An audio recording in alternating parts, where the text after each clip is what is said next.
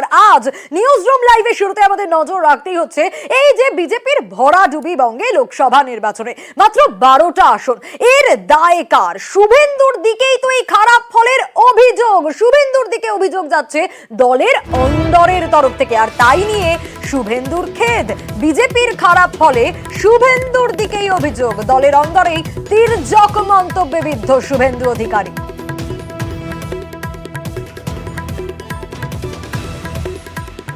আমি ভারতীয় জনতা পার্টি করি, তাতে সবাই আমাকে পুরস্কার দেয় না, কেউ তিরস্কারও দিতে পারেন, অনেক অনেক কিছু পোস্টও করতে পারেন, তির্যক মন্তব্য করতে পারেন।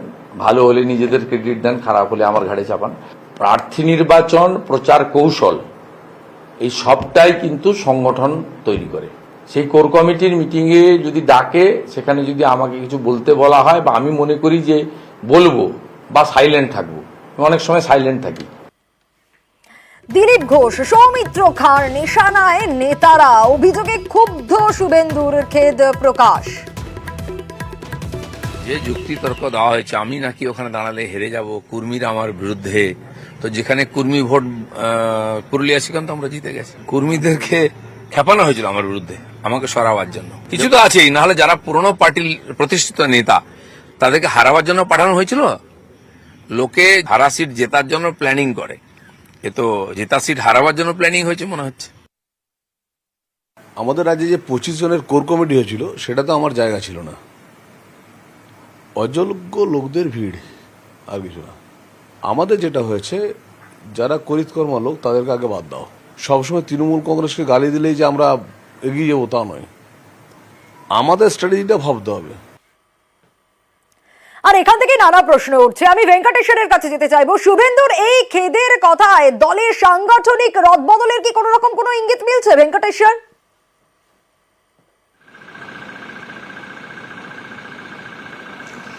দেখো, এখনো পর্যন্ত সেই ধরনের কোনো রদবদলের খবর নেই, তবে বেশ কিছু সাংগঠনিক পদে রদবদল হতে পারে, এমনটাই কিন্তু বিজেপি সূত্রের খবর।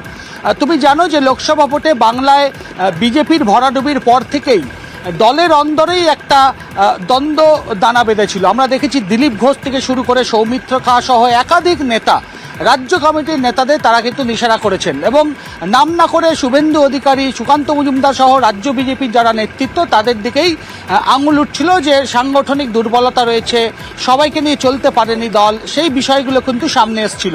এবং দিলীপ ঘোষ তিনি কিন্তু প্রকাশ্যেও বলেছিলেন এবং সোশ্যাল মিডিয়া পোস্টেও তিনি করেছিলেন।